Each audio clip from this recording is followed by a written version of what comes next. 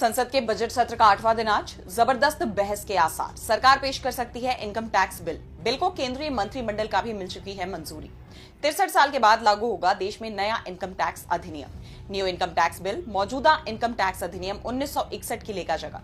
केंद्रीय बजट 2025-26 पर होगी चर्चा। अमेरिका से लौटे भारतीय प्रवासियों के मुद्दे पर विपक्ष कर सकता है प्रदर्शन। आज से फ्रांस के 3 दिवसीय दौरे पर PM Modi. Rafale M deal की हो सकती है घोषणा। 10 फरवरी की ही शाम फ्रांस की राजधानी पेरिस पहुंचेंगे पीएम मोदी। फ्रांस के राष्ट्रपति इमैनुअल मैक्रों के साथ एआई एक्शन समिट की सह अध्यक्षता करेंगे भारत के प्रधानमंत्री। द्विपक्षीय वार्ता में लेंगे हिस्सा।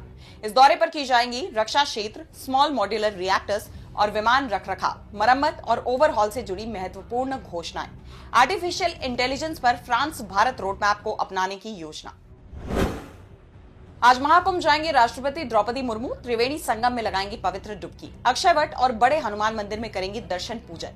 लगभग 5 घंटे रहेंगी महाकुंभ नगर में। इस दौरान प्रदेश के मुख्यमंत्री योगी आदित्यनाथ भी रहेंगे मौजूद। राष्ट्रपति आस्था की डुबकी लगाकर सनातन आस्था को देंगी मजबूत आधार। सेक्टर 3 स्थित यमुना संकुल में भोजन करेंगी राष्ट्रपति।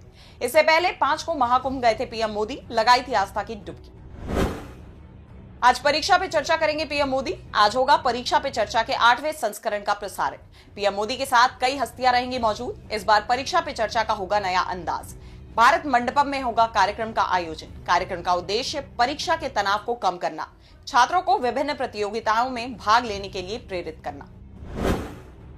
बेंगलुरु में एरो इंडिया शो की आज से शुरुआत। 5वीं पीढ़ी के लड़ाकू विमानों पर रहेंगी नजरें। येलाहेंका एयरफोर्स स्टेशन पर 10 फरवरी से 14 फरवरी तक चलेगा एयर शो। अमेरिकी वायुसेना ने अपने लड़ाकू विमान F-35 को भी एयर शो में भेजा। रूस भी सुकोई Su-57 फैलोन को करेगा प्रदर्शन।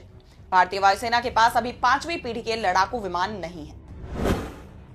केरल विधानसभा चुनाव की तैयारी में कांग्रेस। केरल दौरे पर कांग्रेस सांसद प्रियंका गांधी कई कार्यक्रमों में होंगी शामिल। हाल ही में जंगली जानवरों के हमले में पीड़ितों के परिवारों से मिलेंगी प्रियंका गांधी।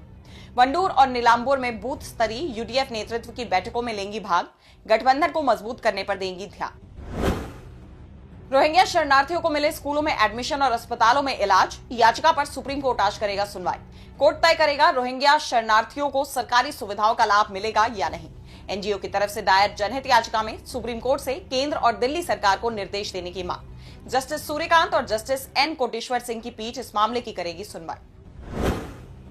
रेबीज पीड़ितों को खुद की जान देने का अधिकार मिलेगा या नहीं, आज सुप्रीम कोर्ट करेगा तय। NGO all creatures great and small ने 2019 में दायर की थी जनहित याचिका में रेबीज रोगियों के लिए एक प्रक्रिया निर्धारित करने की मांग। रेबीज पीड़ितों को या उनके अभिभावकों को खुद की जान देने के लिए चिकित्सकों की सहायता लेने के विकल्प चुनने की इजाजत मिल सके। कोर्ट ने 2020 में केंद्र को नोटिस जारी कर 2019 में दायर याचिका पर स्वास्थ्य और पर्यावरण मंत्रालयों से मांगा था जवाब। बिम्स्टेक यूथ समिट का तीसरा दिन आज 11 फरवरी तक चलेगा सम्मेलन। पहली बार भारत में हो रहा आयोजन। गुजरात गांधीनगर में पहली बार कर रहा इस युवा शिखर सम्मेलन की मेजबानी। बहुक्षेत्रीय तकनीकी और आर्थिक सहयोग के लिए काफी अहम है ये सम्मेलन। बिम्स्टेक देशों के युवा नेताओं को क्षेत्रीय सहयोग और उभरती चुनौतियों पर होगी चर्चा। युवाओं को क्षेत्रीय चुनौतियों से निपटने में सक्रिय रूप से शामिल करना उद्देश्य। आज हाथरस जाएगा समाजवादी पार्टी का प्रतिनिधिमंडल। सपा प्रमुख अखिलेश यादव ने दिया आदेश। हाथरस के थाना हसायन में एक शख्स की गोली मारकर ली गई थी जान। परिवार से मुलाकात करेंगे सपा प्रतिनिधिमंडल। देवेंद्र कुशवाहा, जसवंत सिंह यादव और प्रबल प्रताप सिंह समेत अन्य नेता रहेंगे मौजूद। सपा ने ट्वीट कर दी जानकारी। योगी सरकार की बढ़ सकती है मुश्किलें।